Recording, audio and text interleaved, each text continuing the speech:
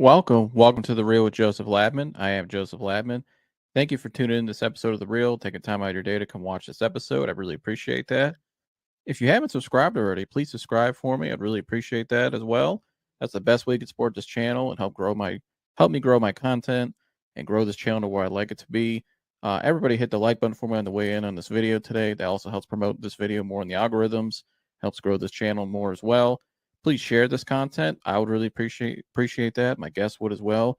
If you would please share this episode with someone you know that maybe is interested in the topic we're talking about today. Please leave a comment below as well. We'd love to hear your guys' feedback. You can interact with myself and the guest on the panel and the live chat as well. Whatever we're talking about, just leave a comment there in the live chat. Pop in and say hello. We'll put it on the screen for you. And yeah, without further ado, let's get to the show. Woo! Welcome back to The Real Joseph Labman. I am Joseph Labman. Hope you guys are having a great Sunday. The weather was warmer out today. It's feeling like it is springtime now, pretty much. We turned the clocks forward. It feels like spring this week. 60 today. Me and professional fan, we're out running around all day, having breakfast and running around having a good time, having fun, enjoying our Sunday. And then right in the midst of breakfast, we get this massive breaking news that the man himself, Myles Garrett, has re-signed with the Cleveland Browns. In a stunning turn of events compared to the latest reports. Now, I'm not as stunned, and you guys have listened to me since the day he requested a trade, what my theory was, what all this is about. I'm going to get into that again tonight. But still a stunning turn of events for a lot of people, considering Friday as well. The report came out that Myles Garrett wanted to meet with Jimmy Haslam. Jimmy Haslam declined. And that seemed like it could have been the end of the road right there. But to my opinion, it sounds like Myles was, if he truly wanted to be traded, he wanted to be traded by basically tonight. That's why you see all these transactions going down tonight. DK to the Steelers. You'll see plenty more because teams, with the New Year starting this week, teams want to fill out the rosters now. They're going to what they want to spend money on a free agency, what they're going to need in the draft. The only way the Browns could have traded Myles Garrett wasn't until after June 1st. Well, a team's not going to wait. A contender's not going to wait till after June 1st. And that's been my thing all along. Why I thought, I don't see him getting traded because financially it's not going to work. It's impossible for it to happen. They could have waited till after June 1st, but not a contending team is not going to wait till after June 1st because they need to know by this week. Well, guess what? The Browns can't trade you. So I think Myles was trying to push really hard by this day, Sunday, and the Browns told him, we're not trading you because we can't. It's not going to happen. And so I think it sounds like Myles's agent and Andrew Berry spoke for 36 hours straight in the negotiations. And here we are. We now have a new deal. And that is breaking news. So here we are. He's Canton bound right again. And he's from Cleveland, though, just like Andrew Berry said from the jump. He's going to be Cleveland to Canton bound. And so here we go. Here's the breaking news today from Adam Schefter. As you can see here, I'll put it full screen for you guys. You guys have probably already seen it, though. But from, let's see, from trade to truth and beyond, the Browns and Myles Garrett reached agreement today on a record contract extension that averages $40 million per year and includes $123.5 million guaranteed money, and now makes him the highest paid non-quarterback in NFL history. Sources tell ESPN. Garrett's agent, Nicole Lynn of Clutch Sports, and Browns GM Andrew Berry finalized the deal today. And so, interesting though, the Clutch Sports aspect in all of this, because you guys remember what I pointed out the day Myles Garrett requested a trade. If you watched that episode, and I'm not going to speak long because I want to get my guest here, but I want to make this point because I made this point that day toward the end of that show. If you look in the Browns front office, who the director of football operations is, it's a gentleman by the name of Tyler Hamlin. Okay, why am I bringing up Tyler Hamlin, the director of football operations for the Browns? Well, Tyler Hamlin's wife is heavily involved with Clutch Sports. Interesting. What the hell could this all be connected? And it's the reason why I brought it up that day. Myles Garrett has people in his agency in Clutch Sports in the Browns front office. The director of football operations is part of Clutch Sports, basically. His wife is the director of Clutch Sports, an executive for them. Obviously, he's represented by them. Myles Garrett has people. Mike's in the back. Myles Garrett has people on deck. in the organization. They're in there. So what was this all about? How do you go from saying the Browns in in the end of Hard Knocks? This is what threw me off the whole time. How did you go from saying, yeah, we're not that far away in the Hard Knocks episode to a month later on Rich Eisen show saying, I don't think we're ready. I want to play for contender. We're not in a position to compete right now, and we're not aligned. To now all of a sudden back today to I have a change of heart. I want to go from Cleveland to Canton, and I'm gonna help recruit free agents to Cleveland. What changed? And was there something really going on all along? That this is bigger than just I want to play for contender. This was bigger than just I want more guaranteed money. Could there have been something going on behind the scenes of maybe some other things they want? Maybe this was Myles' way of flexing things speaking for the players of this is what we want. This is what we're tired of. Maybe we don't want more of no more Paul DePodesta running the organization. Because if we know it as fans, you don't think the players know it? His influence? They know. He's been here the whole time Myles has been here. And where did that report come from Tony Grossi the day Myles requested a trade? It said Paul DePodesta wanted Mitch Trubisky over Myles Garrett. Where did that come from? You think it just came out of nowhere?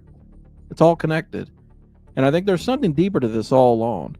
And we're about to find out. I think we're going to find out more. And this is continuing. We know Myles isn't going anywhere till 2030. He's here probably for life now. He has a no trade clause in his contract. He ain't going nowhere. But what was this really all about? I think, like I said from day one, this is more of a power struggle behind the scenes.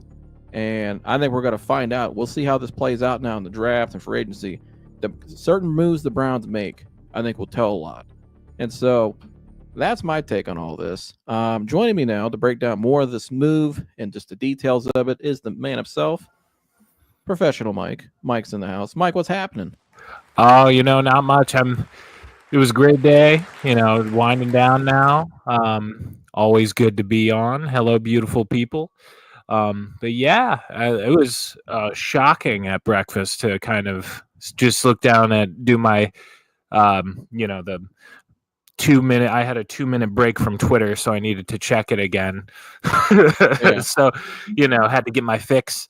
And checked and saw that, the Myles Garrett news, Ari Miroff had broken it, I believe, first, and then the Rappaports and the Schefters all came following. But honestly, I'm happy.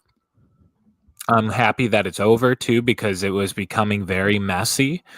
But yeah, you kind of mentioned it. Like this really weird timeline. Like, I'm glad Myles Garrett's going nowhere, because in my opinion, he's a top 5 athlete in Cleveland sports history, in the whole city of Cleveland sports history. I think it's fair to say Myles Garrett's top 5. You don't want a guy you drafted as a Hall of Famer to leave your organization. Yeah. And honestly, who's not just a Hall of Famer, but I think he's not like LeBron James level of like importance to the city when it comes to marketing or anything like that. It's hard for an NFL player to do that, especially if you're not a quarterback. But Myles Garrett's close. He's ingratiated himself with the city. He owns part of the Cavs.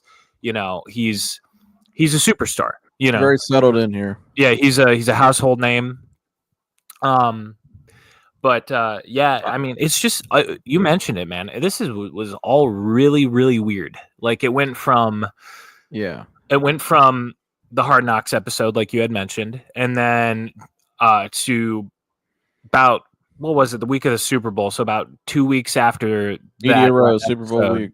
Yeah. All that comes out, and he's like, "Oh, I don't think we're aligned. I don't believe in the future." And then he's going on all of these shows saying, "I'd love to play with Jaden Daniels. I'd love to play on this team. I'd love to be able to play on that team. Come get me. Come get me. Come get me." And I was like, "Oh man," And he himself said it wasn't about the money.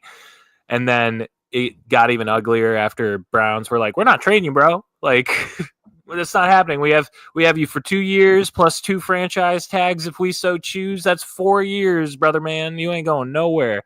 Yeah. To shortly after that, just Myles was like, "Oh, the Aditi Kikabala." Apologies, I always struggle with that last name. But Aditi had posted the whole interview, she had talked to Myles' agents or Myles directly, and Myles said that like if he needs to, he'll just live abroad. He'll work on anime, which I still think he should totally do at some point. I would love to watch a Myles Garrett anime. I'm an anime fan. Don't know if there are many anime fans watching at the moment. I know there are a lot of football players, basketball players, and fans that are anime fans. Big anime guy. I'd love to see what Myles would want to do, but see what his tastes are. That came out. So essentially, he was saying he would retire, or something along the lines of retiring, at least for the length of the Browns contract. And that was that was the same day that Jimmy Haslam said, "No, I'm not going to meet with you. Talk to Andrew Berry. That's the GM." And we had talked about it privately. You and I actually, I thought that was great that Jimmy did that. Like, I think it's great that he's. I thought that was a sign of growth, and I thought that is something that Pittsburgh Steelers would do. It's that the first time he hasn't been involved. No, you're not going to talk to the owner. You're going to talk to Omar Khan. You're going to talk to the GM. That's who runs the team.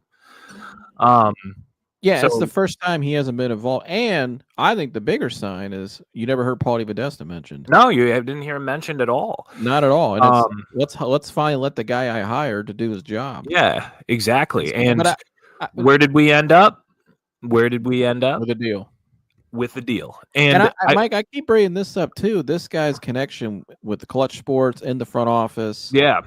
I think there's something deeper to all this. I think it was more than just a contract, more than just I want to play for a contender. I think this was something going on behind the scenes all along. We're going to find out. I think through their moves are going to tell a lot in the draft or free agency, which you and I were saying today. But I think that could have been a lot of it too. That I think this could have been Myles maybe putting Jimmy on the spot in the fire, kind of like, hey man, get this guy out of here. You know what I mean? Like let's get some real football people in here to run the job, and let's get this right.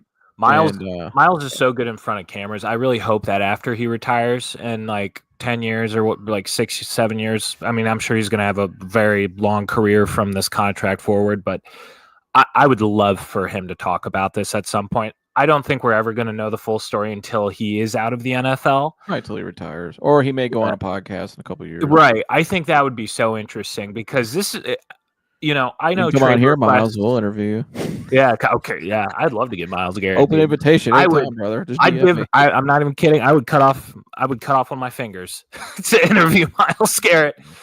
It was all really weird.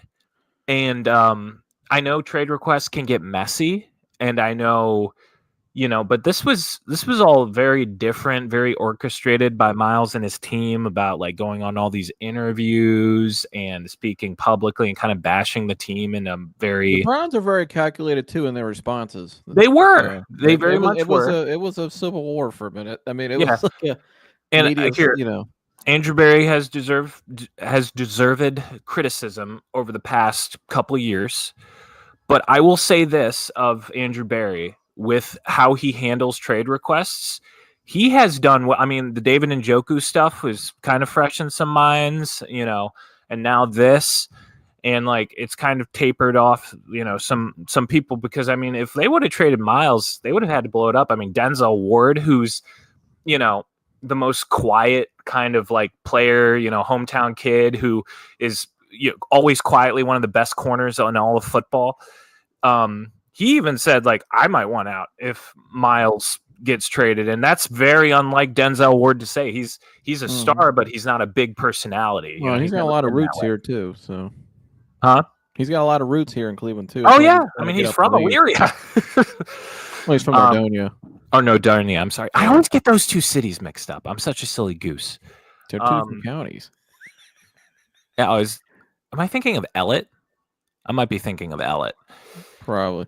No, I want to. Mike sent me a bunch of articles. Well, not article, but headlines today. I want you to run through these real quick, Mike, before we get the guest up here. The Mary Kay one was very funny. I can't wait to read it. So, Mike, the floor is yours. You run through these and just kind of break them down real quick. All right. So this is my favorite tweet that I think I've ever read from Mary Kay because it's just so funny. Myles Garrett's agent, Nicole Lynn, tells me Myles had a change of heart. Excited to go from Cleveland to Canton, chased championships in Ohio, and spent the last 36 hours getting a deal done with Andrew Berry. So Andrew Berry's been drinking espresso for 3 days straight, apparently. Or I'm sorry, a day and 12 hours. And then please go on to the next one that was kind of like the bulletin point next to it. Oh, this is so good. Garrett's agent, Nicole Lynn of Clutch Sports, also told me that Garrett wanted it done. He wanted the deal done by the start of free agency so he could help recruit free agents to the Browns. So I think this is poetically funny. I mean, he goes from writing a letter to the fans of Cleveland, to quote Myles Garrett himself in his own writing, the plan was never to go from Cleveland to Canton. It was to win a Super Bowl. To, I had a change of heart. I'm happy to go from Cleveland to Canton, and I want to make sure we get this deal done ASAP because Wednesday is the new league year, and I got to help recruit free agents. I got to be part of this team. Let's go. Not only am I going to be part of this team until I retire, but I am going to be on the pulpit. I'm going to be preaching the word of the orange and brown, and I'm going to try and get us every damn guy that can get here and that we can afford. Now, please and thank you, give me my $125 million guarantee. And this is from Noah, who Noah's an excellent. If you haven't checked out Noah Weisskopf's articles or any of his Spotify podcasts, please do. Noah's great at what he does. So Noah says, so what does the Myles Garrett extension now mean for the Browns? It means Cleveland has a clear plan, a good enough one, for Garrett to remain in Cleveland for the next 6 years and likely until retirement. Let's not forget, Myles is going to be turning 30 this upcoming season, so that he'll be about 37. If he plays the last season, he'll be 37 basically going into it, his last year. So that's essentially retirement. Multiple sources from around the league told me when Garrett originally publicized his trade request that they believed it was a way to hold the Browns' feet to the fire to improve this offseason. It got ugly before it got better. Now Garrett is bought into Cleveland. With the legal tampering period opening tomorrow, keep an eye on quarterbacks. Should be an interesting week. So Wednesday does start the new league year, but Monday is when they are allowed to legally talk to agents. Now, is this a potential, hey, this is the bridge guy we're bringing in. We're still going to draft somebody, but this is the bridge guy. Are you happy with that, Myles? I mean, maybe this was a feat to the fire to improve this offseason. I'm sure money had something to do with it. I mean, I'm sure Myles wanted and honestly deserved to be the highest paid non-quarterback ever. I think it's very fair to say that when Myles is on the field, he has won you games. I think it's really hard for a non-quarterback that doesn't even play on offense to win you games. And I have watched Myles Garrett do it multiple times. Oh, Parham Johnson, brother. Parham Johnson. Yeah, let's get some of these comments. Let me go back to that 1 second, Parham Johnson. We'll finish this up, Mike. So here's the full details. 4 years. 4-year extension, 6 total years, 40 years left on his regular deal. Yeah, $40 million average per year, no trade clause, $204 million. I'm not gonna go into all those numbers, but about a little over almost $205 million total value. $100 million cash first 3 years, $88 million executive guarantees, and the last one is 122, a little over 100, almost $123 million total guarantees. From does this mean it's Travis Hunter season? Checkbook to God's ears, $123 million guaranteed. Oh my goodness! Yeah, wow. But that's a lot of money. What happened to us? There we are. It's a lot of. But let me rip some of these comments real quick before we get. Now this comment right here, Raul. This is one of your best comments. I started busting out laughing when I saw this when I was in the intro. Joseph running late. Mom must have made a pot roast for dinner again. Did she? No. But I thought it was a great, hell of a comment because the one day I was, running late because of the here it's good roast. You got to get that pot roast when you can, right? I mean, here, will I be running late for pot roast? He said, Garrett is juicy smoothie. Oh, B Skrills is in the house. Shout out B Skrills. Salute. B Skrills. Brother. Thank you for joining us. 43 and 77 really isn't a Hall of Fame career. Oh, come on now. Did LeBron? Okay. That's funny, but oof. I'm just gonna. I Marquise don't want to put anybody on. Danny Shelton. Marquise Mingo, Danny Shelton, Cameron. Yeah. Then he said. Does Marquise Mingo have a ring? With who? I think the Patriots. Was he on the Patriots one year? I think so. That's a fever dream. I think it was no. This came out of left field, so the goal was to go from Canton to Cleveland. Maybe. Yes. It was very much left field. It's really weird.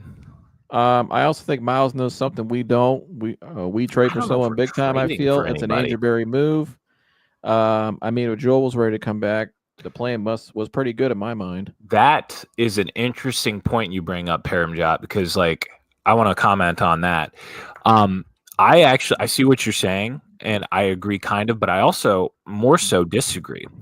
So with Joel coming back, right? I think, he has to buy in the plan. And if he really didn't believe that they would, not be a competitive team, he would have just retired. But at the same time, in my mind, when guys get that old, and they're at the tail end of their career and they can just retire and be a Hall of Famer whenever they want, like Joel, it's one of those things where I don't know. I think he just wanted to play football again. I mean, obviously they did have to tell him the plan because Joel has earned that. He is now the most tenured player on the team. And not only that, besides Myles Garrett, he's probably the only other Hall of Famer that you have on the team. Well, I think too the timeline to get into the Hall of Fame as a guard, that's so hard to do. I mentioned all the timeline is. So they had a bunch of guys come visit last week in the draft prospects. You had Shador, you had Cam, you had Abdul, you had Travis. The top 4 guys in this draft outside of Mason Graham. Well, didn't Cam Ward come by himself? Yes. Travis and Shador came together because Travis, Shador, and Abdul all came together. Yeah, and then Cam came later on in the week. So I'm really interested in all the timeline is. So you had that go on last week. You had Joel come back out of retirement. Then you had the stuff happen Friday between Myles and Jimmy Haslam, and then here we are. Myles is back. So, what's cooking? We're gonna figure it out. But I want to get some other people up here, Mike. They've been waiting patiently, and we have some others. Jersey's in the house, and DiBiasio, you there, brother? Oh, DiBiasio from the darkness. What's going on? Mike, what's anime? Is that animation? Huh? That caught me so off guard. Mike, what's anime? Anime is all right. So, anime is Japanese cartoons. This is the easiest way I can describe it. Right. It's a form of animation. You're not wrong, but it's primarily Japanese, and it's very stylized, and it's generally high octane action, long running shows. Kind of how America, we have comic books and we have superheroes. Yeah. That's our thing. That's their thing in Japan is anime. They have shonen jump heroes like Naruto. Did you say Myles Garrett's into anime? He is into anime. I wonder if he walks around Berea and catches Pokemon. Pokemon is an anime, yeah. I mean, you're not wrong. Pokemon is an anime. And Dragon Ball Z might be another one you might know about. That's an anime. Goku. Ellet is nowhere near Macedonia, and sure as hell nowhere near Illyria. I don't know maps, dude. I live in the Akron area. I just drives in one direction. I don't got my book learning done. Work is that way. Done, dog. Every morning he gets on the work. I was a C+ student. Be nice to me. But Jersey and Joey, Jersey, I'll start with you. Joe or Jersey, excuse me. We got Teflon's in the house. Teflon Don, good to see you, bro. Doesn't matter. Another career ruin in Cleveland. Won't win a championship. What's up, Joe and Jersey? What's up, brother? What's up, Don? When did Browns that happen? Browns are forever cheeks, and Barry forever cheeks. And Barry is a total bum. He's worthless. Forever cheeks, says Teflon Don. Jersey, your thoughts on all this? Oh, wow. I didn't surprised. B Skrills, thank you for the news. I didn't see that yet. Oh yeah, you didn't. Yeah, DK, and he signed a DK contract Metcalf to the too. Steelers. He already Whoa, signed an that's a lot of money extension. for him. Yeah, $30 million, 5 years, I think it is, or something like that. But we'll get into a minute. But go ahead, Jersey. Well, I mean, obviously, it was obviously about money, unlike what he said. But I'm sure there's other things too that have fallen into place, and that was changes he wanted made within the organization, and that was probably that was the real negotiation. It wasn't the money. I mean, the money's money. You know what I mean? Yeah. I mean, gosh, my gosh, what is that? That was it. DK Metcalf's getting $30 million a year. Who was that? Who's the receivers getting $30 million? I just saw today.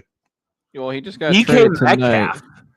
Yeah, DK, $30 million a year for 5 years. Oh, yeah. So I like DK. I don't know about that though. Yeah, that's what I'm saying. So the money is just FU money now. So I think the real negotiations were structural issues within the organization. What their plan was going forward, who they're going to draft, what free agents they're going to target, and that was what I think he was looking for. The money is always going to be there no matter what. Yep. But wow. So, and they probably threw that money out, that $40 million, what was that, 2-3 weeks ago?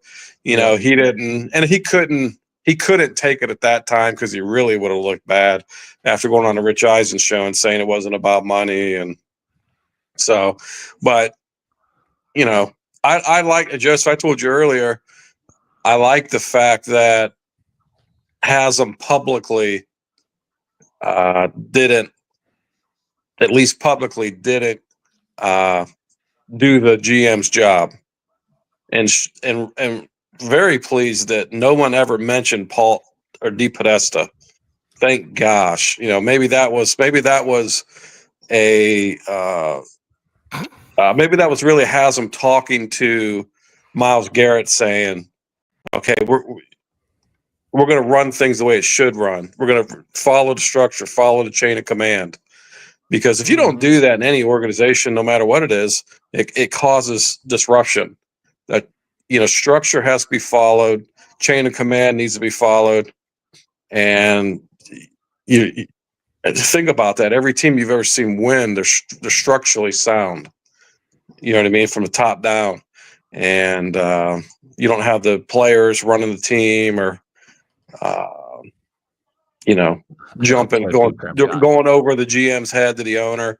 That just doesn't. It's never good. So and that's why the Cowboys can never win. You know what I mean? It's just they're just not a structurally sound team. So right. But here, the other thing is, here we're still no better than we were at the end of the year. So I'm glad we didn't lose a Hall of Fame player. I'm glad he'll be here for the next 6 years if he chooses to be. I think he can play that long. I think he can be productive that long. I mean, he's in just such great shape, and he's probably on the LeBron plan as far as taking care of his body. So, but again, we're no better than we were. But thank gosh we didn't lose that guy. And hopefully there is a plan, and hopefully there is people he's going to target and go after starting this week. And maybe we can have some winning football. Yeah, I agree. Well said. Roscoe's in the house. He said the professional fan and the delusional fan. Big DiBiase. He calls DiBiase referenced as the delusional fan. Although I don't think you're so delusional now, though, Joey, because DiBiase was right. Yeah, put it on a shirt. Speaking of Paul DePodesta, Rose said, "Remember, sign Cody Kessler. Trust me on this one." Oh my god. Yeah. He said, "Is Jimmy actually learning how to become an NFL owner? Please, God, I hope so." Also, think Myles realized the NFL is not the NBA. He can't pick and choose where he can go. Yeah, and I think that's where the clutch sports part of it comes into. Yeah. You're not muscling these guys. Yeah, exactly. Joey, your thoughts, brother? What do you think about all this? Yeah, well, thanks for having me on the show. But yeah, I agree with Jersey on this one. I'm happy Myles signed. But at the end of the day, I mean, he was with us last year, and we were still a 3-win team. So love having him. Glad we can put this story to bed. You know, I was worried we were going to have to talk about Myles all the way to June, and now we don't have to. We can, put this story to bed. Glad he's staying in Cleveland because he's heavily involved in Cleveland. But at the end of the day, you know, we're still a 3-win team, even with Myles. So a lot of work to be done, but glad he's here. How stunned were you when you saw it? I wasn't stunned, more so just relieved. Yeah, relieved is a good word to use, DiBiasio. I like that. I mean, at the end of the day, we held all the cards from the start. I mean, Yeah. he still had 2 years left on his deal. Even though he claimed he wanted out, you know, I still figured there was a chance that we can still keep him, even though it was, you know, getting ugly there for a second. But glad he's here. You know, glad he can start attending Cavs games again. And I think the city, you know, hasn't changed their stance on him. What do you think Miles' whole thing is with all this? I'm curious what you think. Do you think there's something deeper to all this? Maybe was it a structural thing? Maybe Miles wanting the plan to be a certain way. What do you think about all that? I don't know. I mean, it's hard to say. You know, I can only speculate on what those conversations were. But if I had to take my best guess at it, Miles and Stefanski haven't always been on the same page in years past. So I think it just got to a certain point that Miles was fed up and either wanted out or wanted more money. So and how this deal got together, I'm not sure. Barry or Stefanski, someone must have said something to Miles to change his stance on it, and obviously the 4 years, all that guaranteed money definitely helps. So he's he's the highest paid non QB in NFL history. So Yeah, it's right. that's hard to say no to. Yeah, and I'm curious now. We'll switch. You got something to say, Jersey? Yeah, I would say I'm gonna go back to what I said. It's never been about money, and he's right. I mean, Miles wasn't lying when he said that. It never was about money because the money's going to be there. It's about money for inexperienced players. Players are going trying to get their first big contract. That's who the money's about. Money's everything to those guys. I think Miles is one of those guys. I mean, he's obviously the spokesperson for the team. He's well respected with around the league, hell, in sports. So I think Miles is, he's obviously when you listen to him speak, he's one of those guys that just doesn't want to just be a player. I think he really wants to make an impact in an organization. So I think this whole thing has been about change of philosophy or plan going forward. Because like I said, his money's there no matter what. He knows that. You know what I mean? Yeah. Right. He's never been worried about money, and he's never been worried about getting the contract that he's worth. So his greatest, it was just what was going on within the team. He was becoming fed up, like DiBiase just said, and he just had enough. It's something. I don't give a shit. Understandable. Yeah, here I'm put it this way. I think if they were able to, and they threw $60 million a year at him, it probably wouldn't have made a difference. You know what I mean? It just, how much money do you need? You know what I mean? It was at that point in his career. Hey, I don't want to be part of a mediocre organization or a losing organization or a bunch of dysfunction anymore. I don't want to be a part of this anymore.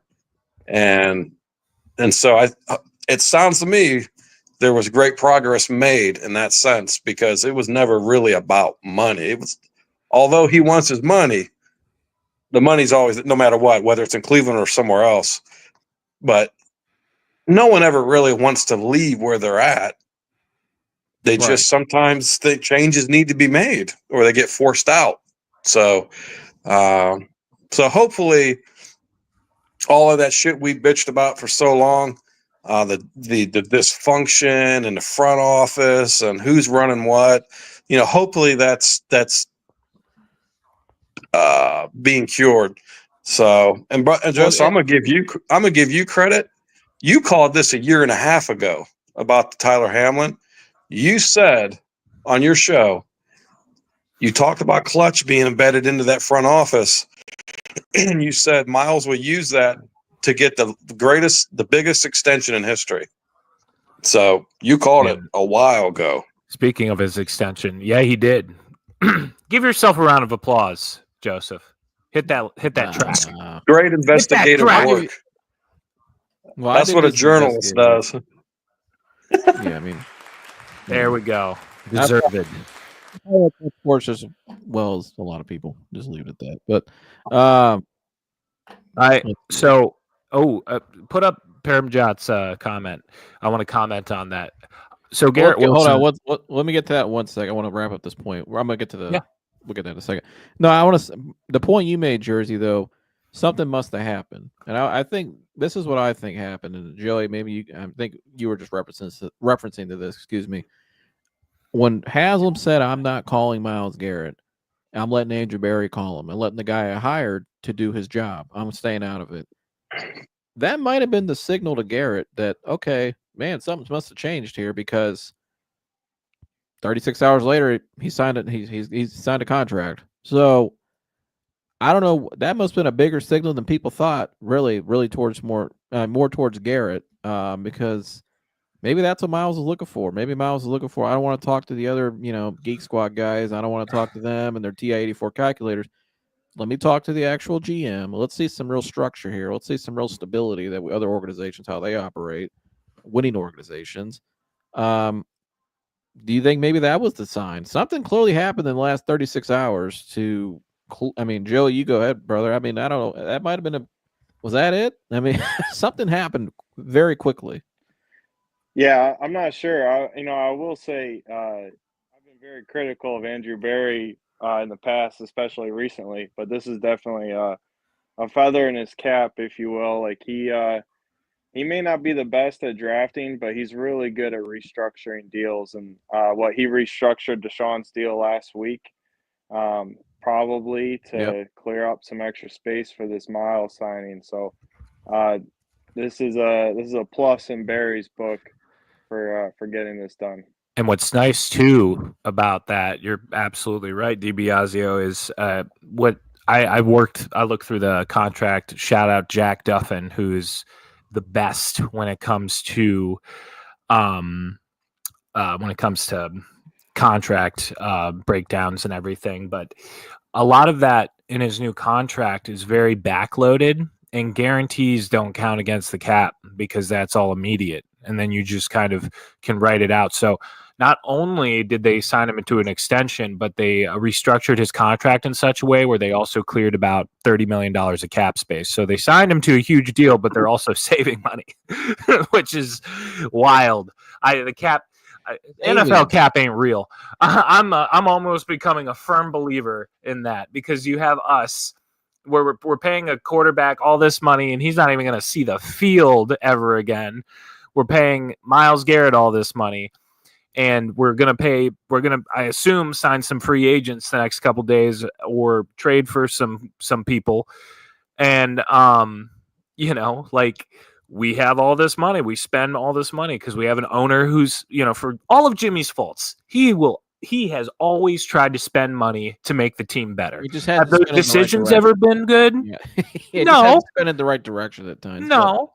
But he at least will try, and I'll give him hats off to him that we at least have an owner that will spend money. We said this when you and I started this podcast 3 years ago. Yeah, almost. We said it from Jump Street because it was right around the time when they signed Watson. We said no matter what happens with Watson, that cap's going up because that Amazon money's flowing in the NFL. We said that 3 years ago, and here we are 3 years later, and it's going up, and it's going to keep going up a lot. So,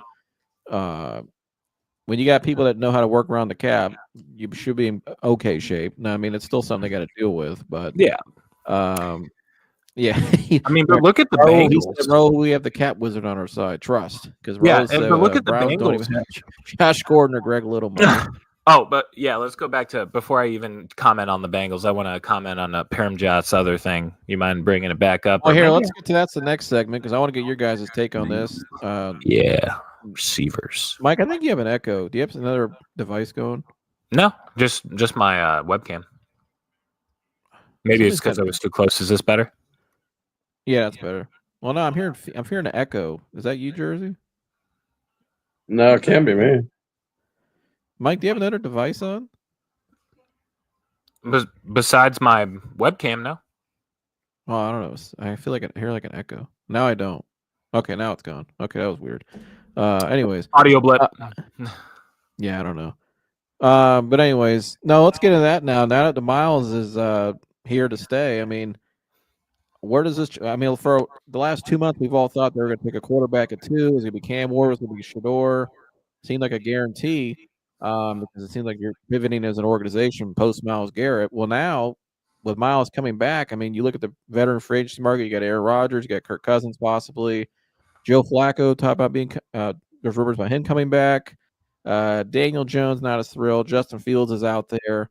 Sam Darnold's obviously available. He's probably the best. Russell Wilson's available. Russell Wilson's available, although I have to steer clear of that. That's just me. But He didn't have a horrible where season does- last year. I think Jersey, I'll start with you. I mean, do you think, and this obviously ties with the draft, how aggressive do you think they'll be? Are they in win now mode? And I mean, how does this impact? What do you think they go after here? A veteran QB to start next year? Do you think they still go quarterback at 2 or take Travis Hunter at 2? I mean, what do you think? Well, you have to be in win mode. You got to be. Well, yeah, you're how aggressive in win now mode. Well, you got to be aggressive. I mean, I don't think the guy signed up to not be aggressive. You know what I mean? He's not getting any younger. So, and then they have to get the stadium coming up too. I mean, they have got to. You can't keep trying to force this stadium and be shit in the bed. You know what I mean? I mean, could you imagine next year if they won 3 games again or 4 games again, 5 games? You know what I mean? So, it all plays together. You got to be winning games. So I think they're going to be very aggressive. I don't think the Browns have ever been anything but aggressive. I mean, the Watson signing was aggressive. And even though it didn't work out, I didn't hate it at the time. Like, I don't think anybody did, honestly. And I've said that many times. I didn't like it. At least we have an owner that was willing to spend his money the way he did. Could you imagine if we didn't? We'd have the owner of the Cleveland Indians or the Or the Cincinnati Guardians now. Bengals. The Guardians. Yeah. No, I'm just saying. I mean, horrible owner. It's just okay, just making a couple bucks. Just wants to make the playoffs, get the TV money. And we're never going to win anything with as far as baseball. So at least why that guy owns a team. Imagine if we had that.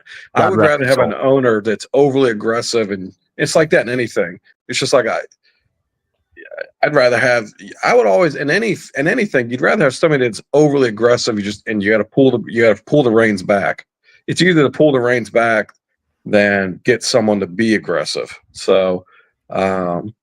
So they've always been like that, I feel. So, and I think, and that's what they're going to do. As far as like quarterback, I think with the guys that are possibly available that aren't rookies, I think that they're going to pick a guy up there. Will they draft one? I think it depends on who they can get. Which one of these free agents they can bring in, or do they trade for one? I think it depends on that. I don't know. What if they made a trade somehow and got JJ McCarthy? Then you don't draft a quarterback. So I think it just depends on who they get or who they're targeting. I think they probably already have a good idea. But that's all going to unfold. Maybe it'll unfold this week. I mean, if you bring in a quarterback that, that's a veteran and you feel like he can give you 3-4 years, then you obviously you don't draft a quarterback. It might be the best move because the quarterback class doesn't have any, really, for sure guys. So that might be the move. You pick up one of these guys that's available, and you take Travis Hunter. So I think that draft pick just depends on what quarterback they get to come in. So I don't think they're going to run. Yeah, They're certainly not. I don't think who they're going would to you like to draft see him go a with? quarterback and then start them. You know what I mean? Yeah. What do you guys say, Mike? So first things first, speaking of contracts, that Jerry Jeudy contract is looking better and better because Devontae Adams got 2 years, like $23 million a year, and then DK got 30. I have a name to watch, and Paramjad had mentioned Garrett Wilson. I think Garrett Wilson is staying a Jet. I think they're going to pay him a lot of money to stay a Jet. That's the latest report that we got. The last report was that they're working on some sort of huge contract extension, but he was going to wait to see what other receivers got first. But I think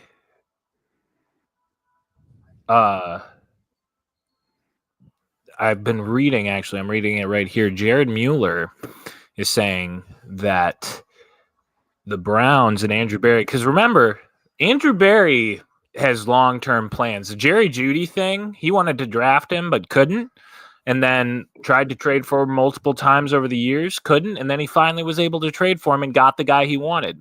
There's one guy he also tried to trade for more recently, but he signed a huge deal with his team, and it's looking like the 49ers now want to move him.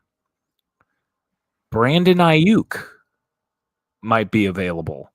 And Andrew Berry really liked Brandon Ayuk. Kevin Stefanski really likes Brandon Ayuk. I really like Brandon Ayuk. Of course you do, because they do. Well, he's just an excellent receiver. I mean, he was an all-pro or not this past season, but the season before. He was hurt a lot of last year, unfortunately. But the year before, he was an all-pro as a receiver. He's an excellent guy. And him and Jerry Jeudy, I think, would be great together. I think he's an option that isn't being talked about a lot. But there are guys out there that I think they could feasibly trade for. And I think they could get Brandon Ayuk for a little bit less because it looks like the Seahawks got a second-round pick for DK Metcalf, and they had to pay him all that money. So I think they're going to be aggressive. It's just a matter of like their needs aren't really matching what this free agent class has. There's a lot of defensive ends. There's one or two defensive tackles that I think they might go after. Another 49er they might go after. Javon Hargrave was released. They were second in the running to sign him, but then ended up settling for Dalvin Tomlinson. Wouldn't be surprised if they tried to bring in Hargrave again. Even though he wasn't as good at the 49ers as he was in Philly and kind of didn't live up to the contract that he had signed, but he's still a great player. I still think there's a player or two on the team that they might look into trading. Greg Newsome's one of them. They picked up his 5th year, and I think they could get a decent day 2 pick for him. And Cam Mitchell has already shown that he can play the slot corner position as well as Greg Newsome. And he's significantly cheaper for the next 2 years. But yeah, no, I think they're going to be really aggressive in free agency, but I wouldn't be surprised if they're more aggressive in the draft because their needs kind of match what this draft has other than quarterback. But I mean, I wouldn't have said this 6 weeks ago, but I wouldn't be surprised if they're not in the Aaron Rodgers sweepstakes to see if they can get him for 2 years and be the bridge. I mean, as far as if Aaron Rodgers is your bridge quarterback, even though he's 60% of what Aaron Rodgers used to be, hell, 60% of Aaron Rodgers, I'd argue is better than Daniel Jones, is at least on par with Kirk Cousins, if not better. Because you don't even know what you're getting out of Kirk Cousins because he played hurt last year because he didn't want to lose his job, which he ended up losing anyway. So I wouldn't be surprised. Aaron Rodgers is an option. I know I wouldn't be the biggest fan of a Russell Wilson signing, but he wasn't horrible last year, and he would be relatively cheap. A name to watch, though, that I've heard thrown around a little bit is Malik Willis, former third-round pick, who, when he had to play, he started a couple games for the Packers last year, and he was good. Like, athletic, could read the field well. It looks like he's actually developed, and he might be like a young guy that can surprise some people. A lot of people throw out Joe Milton too. I mean, he only played one or Joe two Milton. games, I've heard that thrown around. I wouldn't be upset at like taking a flyer on him. But yeah, I think they'll be aggressive, but we'll see. I'm curious to see what happens tomorrow. Tomorrow is gonna unveil many secrets. I think if I'm going to be aggressive in free agency and trade, I don't know who's available, but I would certainly try to get a left tackle. I think they need to solidify that position. Dan Moore. I'm good on Dan Moore. I think he's a little too slow. But if they get somebody else, not named that Jedrick Wills or whoever we had out there last year, I think it'd be great. I mean, Dewan, he's going to be injured coming back. Now he's losing weight. I still like Dewan, but I think it's a little more of a project right now. Kind of get him back up where he needs to be. Sounds like he'll be ready for training camp. Free Greg Robinson, he said. Oh my God. Didn't Jones beat the clown show? Yeah, he did. Yeah, he did beat us. Still not a good quarterback. They need to target a left tackle. I think to rebuild this team, they need to start the trenches. They need to rebuild the offensive line. You're going to have Conklin back. You're going to have Wyatt back. You're going to have Ethan Poacher be back healthy. Although I'd still maybe get some competition there at center, and I could say that because I am a former center, so I can have some credentials. And Luke Whippler should be healthy again too. Right jersey. What's that? I was watching something. What did you say again? I said I'd like to get some competition there with Poacher at center, and I said I could say that because I played center. So, right. If Whippler's healthy again, I'd like to see. I got some credentials there to talk about center, but I will get some competition on that offensive line. And worse than is, the guys that don't play, you got depth. So they need to bulk up that O line and solidify that left tackle position. I don't think they'll be able to do it in the first round outside of Josh Simmons. I'm not really. I mean, the other guys are good. There's some good ones. I'm not as high on the kid from LSU. A lot of raw. I think he's good. I think he's really raw, though. I think Josh Simmons is the most ready, but Josh Simmons, I don't see how they get him. He shouldn't slip out of the top 20 picks, in my opinion. Unless he falls to 33, then I would definitely take him. But I would solidify left tackle, and I think they need a safety. You have to have a safety nowadays that can cover sideline to sideline. It can do multiple things. It can cover one half of a field. You need a guy that can safety also that can play man coverage a lot because of the way teams are spread out nowadays in 12 personnel. You need a safety that can body up, go man with either a tight end or a receiver, a guy that can do multiple. So I think that those obviously left tackle has always been important. But I think having that safety, we haven't had that type of safety. I mean, Grant Delpit's good, but he's more of a down in the box type of safety. He's like a third linebacker out there. He's more like a third linebacker. They need a guy that can cover man and can cover some ground. I think you can get that in the draft, though. I like Makuba a lot out of Texas. Makuba or Xavier Watts. Xavier Watts. I like Makuba or Watts. Then we just need a physical guy. Almost like a Patrick. Remember Patrick Chung from the Patriots back in their run. Just not the flashiest guy, but man, he was so vital to their defense at that time because he was a guy that can cover man. He was physical. A guy like that, they need that. I would say left tackle and safety is what I'm really looking at, and then obviously the running back position too. And I'll go to you, Joey. Do you think today there's been some rumors maybe that Myles wants them to bring back Nick Chubb? Well, last week we heard from Mary Kay that Nick Chubb was gone. He's never coming back. Do you think Nick Chubb's coming back? What do you think about the running back position? Yeah, I think they'll bring Nick Chubb back. Not sure what the contract's going to look like. Probably I would think like a 2-year deal maybe. But yeah, I expect Nick Chubb to be back. I just don't think there's that much of a demand for him right now, and I don't think Chubb wants to go anywhere else. I don't think the Browns want him to leave. So I think they'll get that done, especially now since they got Myles Garrett done. But yeah, they need a lot of help in the running back room. They need a lot of help everywhere. There's a lot of holes in this offense. They need a lot of help. Going back to the free agency question you had, I mean, I expect them to sign a quarterback in free agency. I'd be shocked if they didn't. Um, but I just don't think there's much out there right now. I mean, like you guys were saying, you could get a guy like Aaron Rodgers or Kirk Cousins possibly if the Falcons want to move off him. I don't expect us to get JJ McCarthy. I think the Vikings will hang on to him. Plus, is he 100%? I'm sure he's probably close, but they He'll be probably want to healthy ease by him back. training camp, and it sounds like they're going to give him the job. They're not resigning Sam Darnold. Yeah, well, I think they'll probably ease him back into it. I think what will happen if they lose Sam Darnold is that they'll probably hang on to Daniel Jones somehow. Yeah, and they will. let him be the starter, and then just ease McCarthy back into it. But I don't see them moving off McCarthy. But yeah, they need a lot of help, and then I expect them. So I expect them to sign a QB, and then I expect them to at this point probably take Shador at 2. I think that's just the most possible outcome I see right now.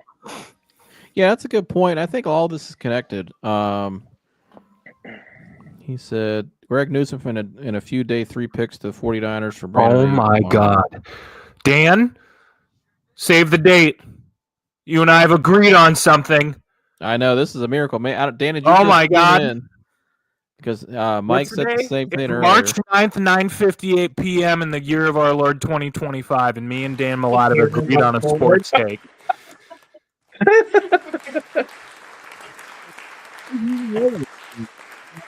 I mean, this is crazy. This is crazy. This is crazy. This is crazy. But every time me and Dan agree on a sports take, an angel gets its wings. It's happening. Oh my goodness. Hey, Mom. Give you all those on it. Oh, Mom, Wish I had some good bourbon to open up right now. Did you see the comment earlier, Mom? He said Joseph was running late because Mom must have made roast for dinner again. No, I didn't. I wish. Yeah, no. But your pizza's ready. Okay. But Mike, Mom, what do you think about Myles Garrett coming back? I think it's great. You don't want to see him leave? No, who the hell wouldn't stay for money? I would need to get another jersey if he left. All my jerseys would be out of date. I was gonna say Mike would have to get a new jersey. I would. I have so much Myles Garrett memorabilia. I would cry a little bit. I wouldn't tell you I cried, but I'd cry. He'd be crying. Yeah. I'd be crying. He was crying already. But no. In private. But my heart of hearts. What do you think of this real quick, Mike, real fast? Von Miller for depth. Would Myles what was it? Oh, sorry. Von Miller for depth, it would keep Myles happy too, even if Von doesn't have it anymore. You know, honestly, I'd bring back Za'Darius instead if they want to bring in another pass rusher. But honestly, Isaiah McGuire has flashed at the end of the season. And with Mike Hall coming back healthy and Alex Wright coming back healthy, who before he was hurt, I mean, he was having a hell of a season. And you have rotation in Briggs, I think. Huh? I think Briggs is a rotational piece, not a starter, but he's a piece. Yeah. I thought he played effectively enough to maybe give him another shot in training camp. Maybe we'll see what he's got. Yeah.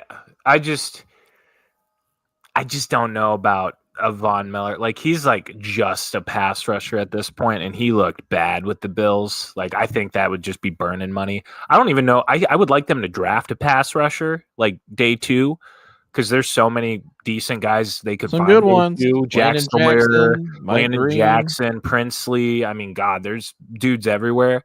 So, like, I'd rather them draft one. I don't really, outside of, like, Harold Landry, I don't even really think, like, I love Joey Bosa. I think he's one of the greatest, you know, he's an all-timer and what have you. But, like, I don't think he got it. If they're about to pay Khalil Mack and not Joey Bosa, it should tell you something. And Joey, I watched a few Chargers games. Joey Bosa just don't got it no more, man. He can't bend like he used to. He's had too many injuries. So Bosa, Miller, like, I know those are big names, but it's just not what it once was. If you're looking for a pass rushing options, Paramjot in the free agency, I would look at, like I said, Harold Landry, but I think he's going to get a lot of money somewhere. And Javon Hargrave, who's pass rusher from the nose tackle position. I think he's pretty realistic. And I'm will going to be throw a cheaper. name in there too who Travis Powell kind of winked it on the show, on the Ultimate Sports Show. Shout out to them. Well, obviously he talks to very Draymond Jones could be back in the mix. He was released by the Broncos, wasn't he? He was released, and I still think they were the Browns. That you brought up guys the Browns were high on. They really went after him when he was available, and they misused him too in Denver. And I think Draymond is interested. He's not an edge rusher. It sounds like Draymond's very interested in coming back. So he's not an edge rusher. They misused him completely. I can't believe they. Yeah, he's an interior guy. So I think 3 tech. You can move him around a little bit. I think that's a name who I think they'll get Draymond back home. I think Draymond wants to come back home. So I think that'll be significantly cheaper too. Yeah, it's cheaper. I think they wanted him. I think it'll come back full circle. But to wrap up, gentlemen, we talked about free agency. Let's go to the draft now. And I think this all kind of goes together. We've already kind of hinted at it, but we were sitting at the 2nd overall pick. I don't think we're trading number 2 at all. It sounds like we're staying put at number 2, and that seems to be reported everywhere, locally and nationally, right, Mike? Yeah, we're not trading the pick unless we're off. I mean, Andrew Berry, it sounds like he's keeping the door open, but unless it's like a really good deal, he's not going to take it. Yeah, and so I think the Sam Darnold thing is going to play a huge factor in what the Browns possibly could do. And the reason why I say that is because the Giants sitting there at 3, they need a quarterback. The Steelers are also interested in Sam Darnold, but the Giants in particular, whatever they do is going to be interesting to me because, and the Raiders as well, although the Raiders just brought in Geno Smith, so they're not going to be taking a quarterback at next. Not the Raiders, the Jets, excuse me. What the Jets do as well. I'm looking at the Giants and the New York teams. What are they going to do? If the Giants go after Sam Darnold, I don't think they take a quarterback at 3. I could be wrong on that, but I think they would use it elsewhere. The Jets is the one team I think is going to call Tennessee and try to move up to 1, and I think they're going to try to take Shedeur Sanders. They want Shedeur Sanders. That's pretty well known, it seems like. That's their guy. Even the connection with their new coach, with Deion Sanders as well. I think the Jets are going to try hard after Shedeur. And so do I think the Browns – there's been some smoke with the Browns and Shedeur. I think there's some smoke with Browns and Cam Ward. A lot more Cam Ward since the combine, really. So I don't know what this does today, Mike. I mean, do you think the Browns go after? And Joey, you can maybe go after, chime in here too. I'll start with you, Joey. Would you rather the Browns go after a Sam Darnold and maybe have to overpay a little bit, or would you rather them stick the quarterback at 2, or maybe take a quarterback later on in the draft and maybe just go with a bridge guy? I think you gotta sign someone in free agency and start them week 1. I don't want any rookie quarterback starting this year, whether that's Shedeur, whether that's Cam Ward. I don't think either of those guys should start week 1 in Cleveland. I would much rather get a guy like Sam Darnold if we can. I don't think we will. I think he's too expensive, but I think we should get someone in free agency and start them week 1. So would you be more inclined to a Joe Flacco starting? Let's say Flacco because he knows the system. He's willing to work with younger guys. Maybe you draft it. Maybe you take Travis Hunter at 2. Yeah. And you heard a guy like, I know Mike don't like him, but I think he's got potential. I think with a year of development, I think he'd be really good. Jackson Dart, who said he's willing to come out, who's willing to sit too, which is very rare for a guy to say he's willing to sit. I think that's somebody who has some self-awareness and a good head on his shoulder. That's just my opinion. He only just needs his footwork cleaned up. But all his problems are very coachable. But he still has incredible talent too. I mean, he lit it up the combine. So I hear cleaning up footwork, and I just get Baker flashbacks, and I can't do it. Well, anymore. Baker's also 6 feet tall. Jackson Dart's 6'3", 225. There's a big difference there. Yeah. I think it's coachable. I think Jackson Dart's problems are very coachable. My whole thing all along is, if out of the 2 top quarterbacks that everybody says, I like Cam Ward the best. So if I think the Jets are going to trap to 1, I think they might take. I think the Titans could still possibly stay and take Cam. They like out of the quarterbacks, they like Cam. That's been known. Now, are they going to stay at 1? I think Mike, you made a hell of a point last week. First time GMs usually don't want to bank on a quarterback, especially in a class where there's not a Joe Burrow slam dunk. You rather trade down, maybe go down to 3 and get Abdul Carter, because that seems to be who they like. So out of the non-quarterbacks, and And so they released Harold Landry. And, Right, so generally, it all your adds first up. year GM, you want to get your centerpiece of your which defense squared signals away. to me the releasing of Harold Landry says we're going to get Abdul Carter. Yeah, I think so too. They're getting him. So Abdul Carter is most likely going to be a Titan. Because I think the Browns like him, but I think the Browns, if they don't take a non-quarterback, they've already said what their plan is for Travis Hunter. That to me said a lot when they explained the plan. That we view him as a receiver. Andrew Berry seems to be enamored with Travis Hunter, as he should be. I think he's the best player in this draft. Mhm. Jersey, you there? Yeah. So I'm listening. I'm breaking down all the scenarios. What would you be? Would you rather still take a quarterback at 2, let's say a Cam Ward-Shedeur, or would you rather take a Travis Hunter? I know that's your guy, like me. A Travis Hunter, maybe a Jackson Dart later, and take a Joe Flacco back. What do you think's the best route for them? I think I take Travis Hunter at 2. I bring in a veteran. I take Travis Hunter at 2, and then I draft one later on because I don't think Shedeur Sanders or Cam Ward are. I don't think there's that separation between Jackson Dart or even Will Howard. I don't think there's that. I don't think they separated themselves to where they should be picked 1 and 2, and these guys are picked back, in 3rd and 4th round. I think any one of these guys could be really terrible or really good. So what did you? There's think no for too? sure I thought quarterback. with Jackson, go ahead. We're kind of this connection got a little stagnant there. So go ahead. So I'm just saying, I would just take a guy that I know what he's going to give me. At this point, that's what I would do. Travis Hunter's for sure. And so if that guy's sitting there, you take that guy, and he's multi. And he's probably going to be one of the greatest football players to ever play football. So those are the kind of guys that change teams and take teams to championships. I like to think Troy Polamalu, in my opinion, is one of the greatest football players to ever play football. And just what he did for the Steelers. I mean, I swear to God, I think you probably line that guy up anywhere, and he would have gave you production. You know what I mean? I just think there's just tremendous ball players, and I just think Travis Hunter is that guy. He's just generational, and so I think you take him. You get a guy, you get a veteran, and you got to figure out what your plans are going to be. Okay, is this going to be a 2-year thing or 3-year thing, a 1-year thing? I don't know, but I don't think any of those. Why take one of those quarterbacks at 1 and 2 versus just taking one back in the 3rd round? You know what I mean? I don't think any of them.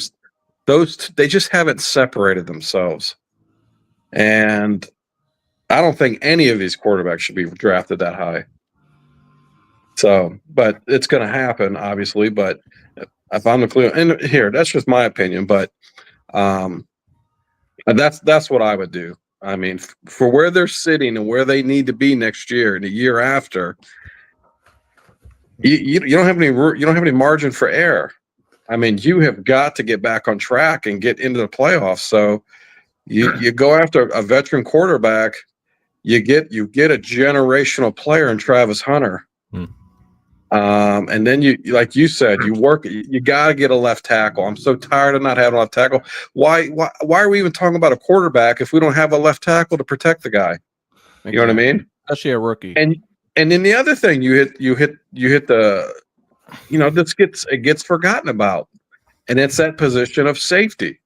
And when you said that, it made me think of Troy Polamalu. It made me think of Ronnie Lott. It made me think of what's his name? Played for the Ravens. It made me think of Steve Atwhite. I mean, think now. All of these guys won Super Bowls. Rod Woodson, he played safety at some point. All these guys won Super Bowls. You know what I mean? I think it's a forgotten position. I mean, look what Caleb Downs did for Ohio State this year. Well, Caleb Downs, and remember the last great one they had was Von Bell, he can cover from the 50 all the way to the sideline. Yeah. He was that. I mean, you think about what a safety has to do. Is there really anybody more? Is there truly anybody more important in defense? I mean, for what? Just think of their name, the safety. Well, yeah, You know what I safety, mean? yeah, and even like I brought Patrick Chun, who Julian Edelman was on a podcast with Matt Patricia recently, and I watched obviously because Matt Patricia's Ohio State's new DC, but they talk about just how valuable Patrick Chun was. That he doesn't get enough credit, but he was a big physical, consistent safety, very good, and he could cover man. He could, I mean, he was the glue basically of that defense in a lot of ways. They said, Yeah. I mean, if you can get a guy that can cover the field like that, and he's a heavy hitter, yeah, I mean, gosh darn. I mean, they're the backstop. They're the backstop of the defense. So absolutely, you got to focus on that. And they're certainly missing. They're missing out with Delpit there. So, yes, left tackle, safety. And the other thing is, you got to remember what Myles said. Myles made it a point to talk about he's kind of getting tired of being doubled all the time. You know, even Joe Thomas said that. There's no one doubled as much as him. I mean, basically what he's saying is you got to get somebody opposite of me, you know, that puts pressure on the other, you know what I mean, to help me out. I don't think it's opposite. Well, it's kind of like I was telling you yesterday, the other day. They need to solidify that interior. The more I think pressure if Mike Hall continues to develop, I think that kid's got it. I really do. Mike Hall, but I really would be real aggressive in that interior. All the great teams that won Super Bowls in the last 20 years, all of them great interiors. Now I didn't have elite pass pressure. The interior is the base of your defense because if you can collapse the pocket consistently, put pressure up the middle, you can take away the run, you can flush quarterbacks out of the pocket consistently or a lot. I mean, look at the two Super Bowls Patrick Mahomes lost against the Bucs, and this year against the Eagles. Both had great interior, and they had him scrambling all night long. And so, to me, I think that's the three most important positions, like we talked about outside of quarterback, left tackle, safety, and interior. They haven't really solidified those, and I think that's a big part of the problems they've had because they just haven't. Good. Whichever way they do it, I think they have to do it, and that's probably going to be one of his demands. Because I mean, you think about this guy; he still gets as many sacks as he does, or just gets in the backfield as much as he does, and with all the doubles he gets. And could you imagine if offenses just couldn't do that to him? How much more production would come out of him? Or I should say, how many more results? How many more he could blown up plays? That's what I'm saying. People talk about when they talk about, they make that comparison to TJ Watt. And I'm not taking anything from TJ Watt, but TJ Watt he don't get the doubles. He don't get the attention that Myles Garrett gets from offenses. TJ Watt lines up against a right tackle.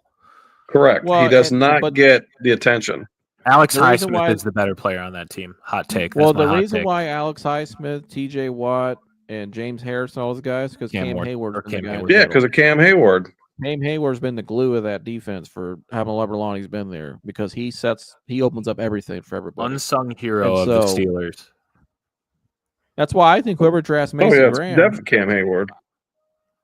Whoever gets Mason Graham out of Michigan, I think they could possibly get the next Cam Hayward for their franchise. I think Mason Graham could be a higher value than Abdul Carter possibly, just in terms of importance. I think he's been slept on. I haven't heard his name talked about as much, but he was a tremendous interior at Michigan. Oh yeah, I mean 92% run stop grade since he was a freshman. Right, that dude's going to be a problem. That's insane numbers. And so, in my opinion, though, I think their route, and we'll close up with this. I think the best route for them is I would take Travis Hunter too at this point. I've flip-flopped a little bit because I thought Myles was good. We assumed Myles maybe was gone. I wasn't 100% sold on it once I saw the financial stuff. But Travis Hunter's the best player in this draft to me. Every former player, coach, even current guys all say you can't pass on that guy if he's sitting there. And they're saying it for a reason. I'm not passing on Travis Hunter. I'm staying at 2. They're going to get him at 2 probably. So I'm taking him. I would bring back a Joe Flacco. I like that idea. I like the continuity. And Joe Flacco, you have to remember the locker room aspect of all this. He was loved in that locker room. And guys like DTR even who they would sit, he had the attention. They would sit and learn from him every day, watch their footwork, watch their, they would, whatever he was doing after practice, they would do the same thing. He was leading by example. Joe Flacco, I thought was great. The continuity, they didn't want to I think a lot of people wanted him back, but obviously we know why he didn't come back for obvious reasons. outside of their control. But I would bring back a Joe Flacco. I think the timeline works out perfectly too. I would go get a Jackson Dart at 33. I don't mind that at all. I think if you sit Jackson for a year, I think it'd be great. And he's willing to sit. He said at the combine, he's willing to sit. Like I said earlier, I like that. As somebody to me has some self-awareness and he's humble. And he's not out here trying to do a bunch of extra stuff. I like that kind of attitude from that kid.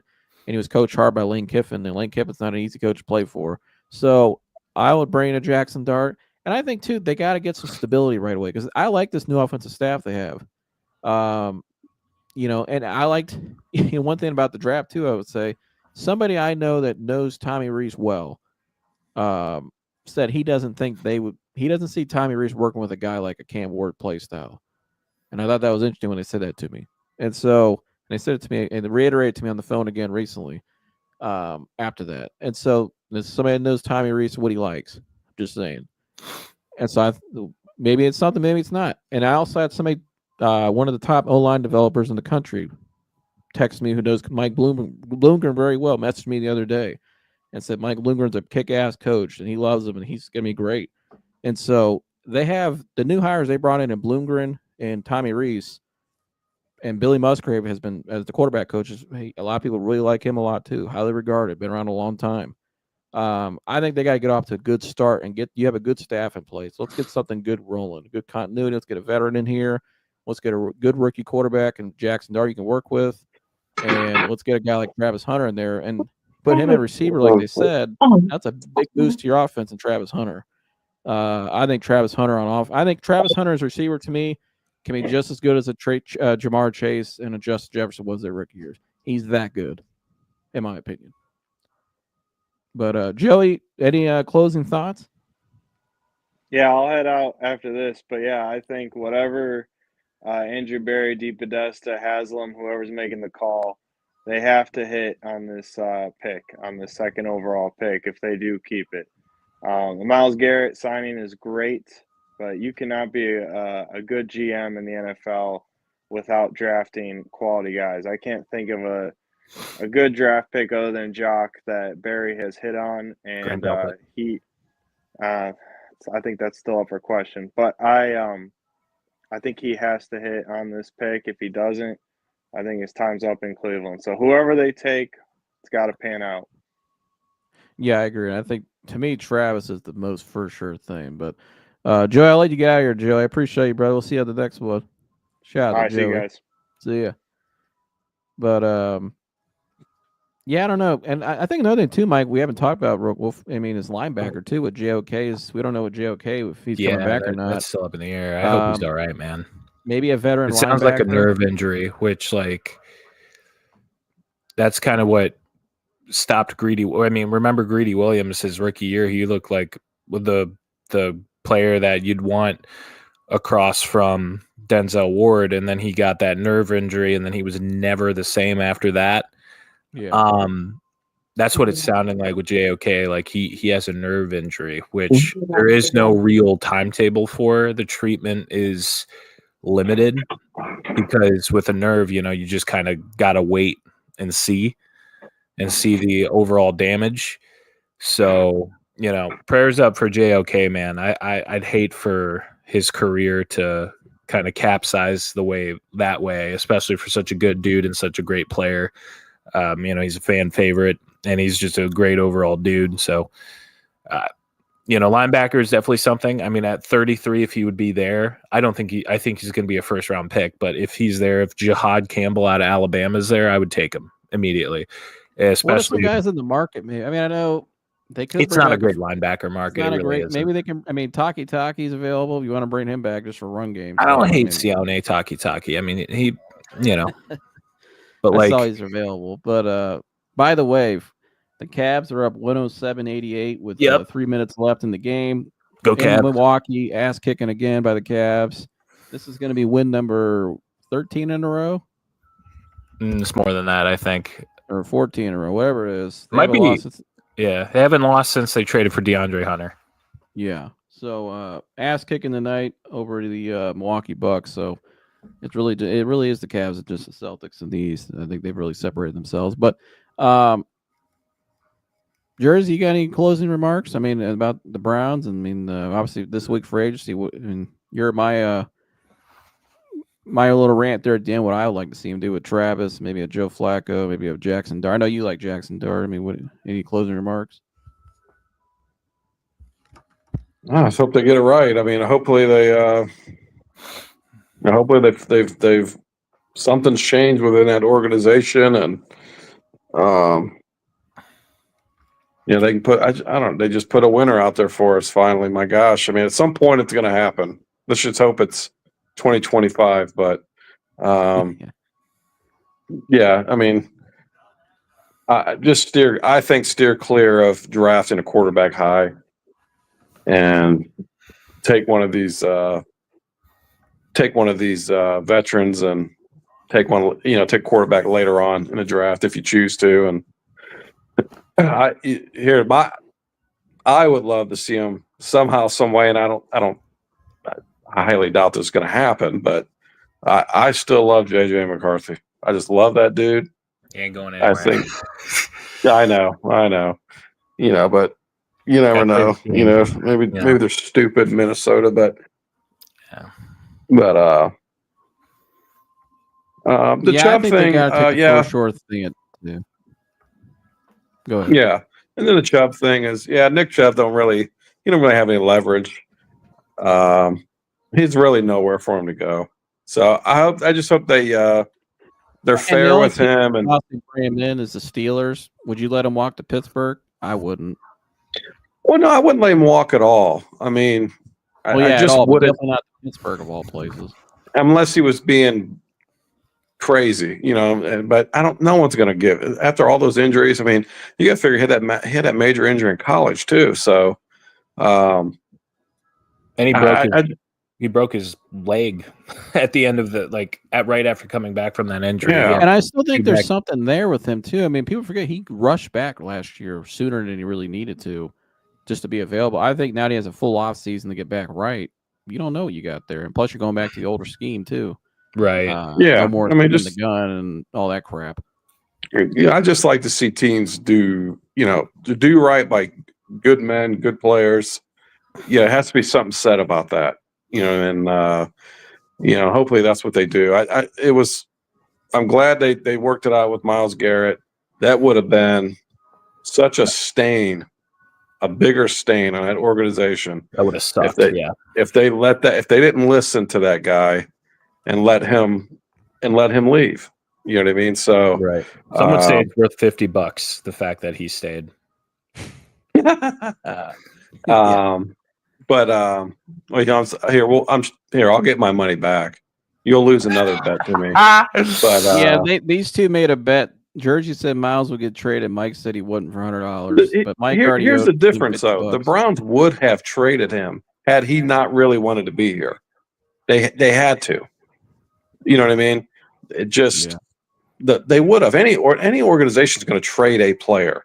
You're an absolute dumbass of an organization if you do that to a player, because what are you telling the rest of the players, potential free agents, or players that you could draft? Man, I want to go to these assholes. You know what I mean? They hold people hostage. So they don't have, and they sure as hell didn't have any right to hold any player hostage. I mean, that guy's giving them so much production, and they haven't done right by him and gave him the pieces, or had the structure in place, for this Hall of Famer to win a Super Bowl. I'm sure he don't want to go to Hall of Fame and not. I don't think he wants to be in Canton every year with all these other Hall of Famers with no ring. You know what I mean? Mm-hmm. So it's just, I'm glad they did right, and I hope they do right by Chubb. I mean, obviously you don't mortgage the damn team for the guy, but just be fair with him. I think it's, there's still enough there, and again, like I said, I think that helps in the long run in free agency, getting players to come there. So, well, gentlemen, great show as always. You guys want to tell me to like, subscribe, and share?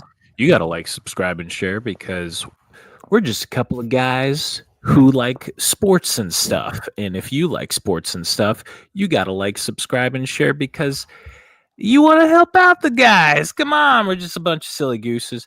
Thank you guys so much for watching. Yeah, it's free. It helps out the show a lot. Please share this with someone that you think might like it. And if you're on YouTube, ding that notification bell as well so you can get updated for when we're going live, all that good stuff. And yeah, thank you guys so much for watching. We love you all. Anything else, Jersey? You good? Another state championship, the 5th in Arlington, the Hoban Knights. 44-year drought. Wow. Ended tonight. So I won't say the name. I won't say another man's kid's name. But congratulations to the Knights. Wow. Wow. Yeah. Wow. Many We more gotta to get come. that. Wow. Yeah, it'd be a nice fall next year too. Maybe I'll be there. But anyways, see you guys in the next one. Like, subscribe, share, and all that good stuff. Go Cavs! Another big dub tonight. Cavs. We're out of here. Hold on, we got a comment. Who is it? Oh, tune My in. man, Tune In Sports. I gotta say salute late, but he said salute late, but salute, fellas. Salute to you, Tune In Sports. Go subscribe to Tune In Sports. I was on his Have a show. great week. He said go Cavs. Shout out to Tune In. I was over there again on his channel this past week.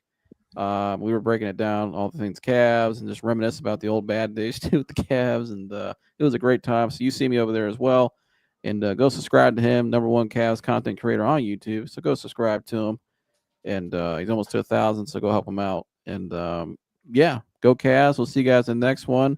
Now we can salute, fellas. I'm out of here. See you tomorrow, Mike. I'm out of here. Bye.